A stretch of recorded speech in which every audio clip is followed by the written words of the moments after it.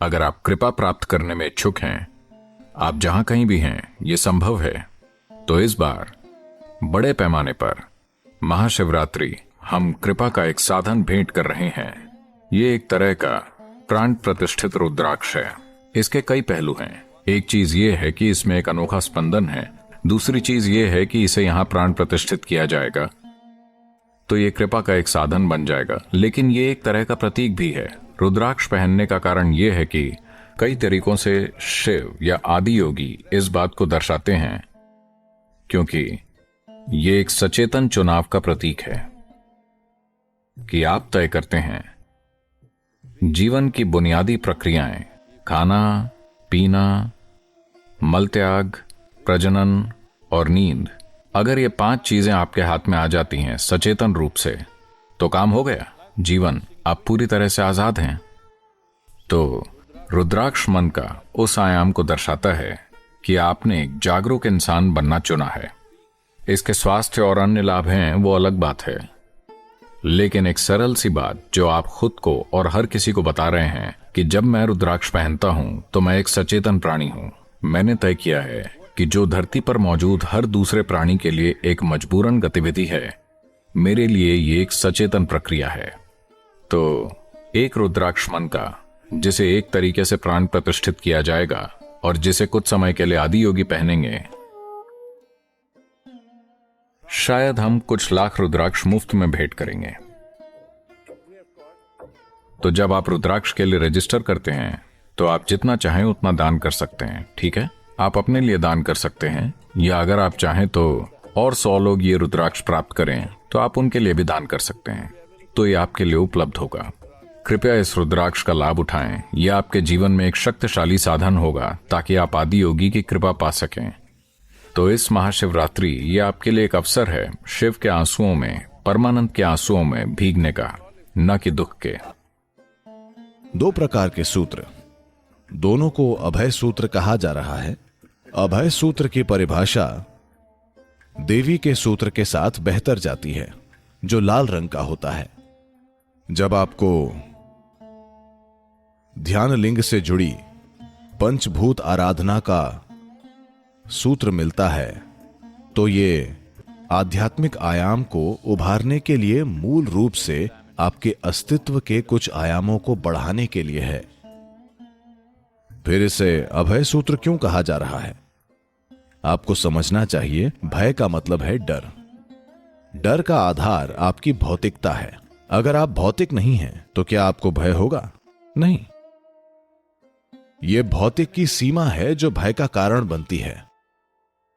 अगर आप बिल्कुल भी भौतिक नहीं हैं तो आप किसी चीज से नहीं डरेंगे, है ना? तो उस संदर्भ में इसे अभय कहते हैं। लेकिन असल में यह परे जाने का सूत्र है, तो यह निर्भय या निर्भयता की स्थिति की ओर भी ले जाता है। हम इसे निर्भय सूत्र कह सकते हैं और इसे अभय सूत्र। यह एक सुरक्षा की तरह है। यह आपके अस्तित्व के आध्यात्मिक आयाम को बढ़ाने के लिए है, ताकि आप कम भौतिक हो जाएं। अगर आप इतने शारीरिक नहीं हैं तो आप में बहुत अधिक भय नहीं होगा। लेकिन देवी सूत्र एक सुरक्षा की तरह ज्यादा है। चोरों से मुक्त होने के 2 तरीके हैं। अगर आपको हमेशा डर लगता है कोई चोर आपके घर में आ सकता है और चोरी कर सकता है, तो एक तरीका है बाहर पहरा लगाना। दूसरा तरीका यह है कि आपके पास कुछ नहीं है और कोई भी नहीं आएगा। यहां तक कि अगर आप उसे बुलाएंगे तो भी वो नहीं आएगा, वो कहीं और चला जाएगा। तो ये उनका तरीका है, कुछ नहीं है इसलिए कोई नहीं आएगा, इतना निडर। एक तरफ आप एक गार्ड लगाना चाहते हैं, आपके पास अभी भी सामान है, आप गार्ड रखना चाहते हैं। मैं देखता हूं, ऐसे बहुत सारे हाथ देखता हूं जिनमें दोनों हैं। ये अच्छा है। तो इसे कैसे उतारें?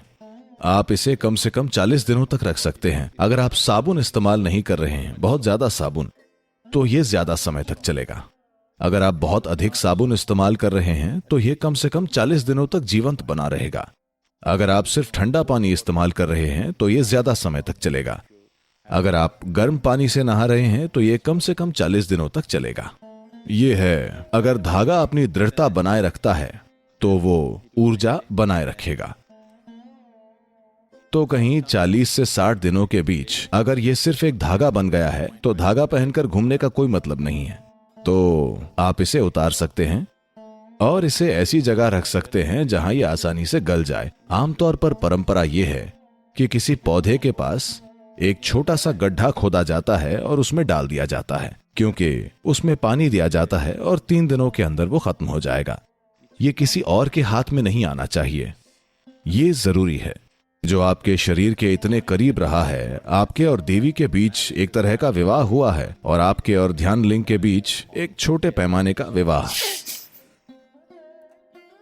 जब ऐसा हो तो यह सबसे अच्छा है कि यह किसी और के हाथों में न पड़े। अगर वो जानते हैं कि इसका इस्तेमाल कैसे करना है तो वे आपको नुकसान पहुंचा सकते हैं, इसलिए आपको इसे हमेशा गाड़ देना चाहिए। अगर आपके पास इसे गाड़ने की जगह नहीं है तो आपको इसे जला देना चाहिए।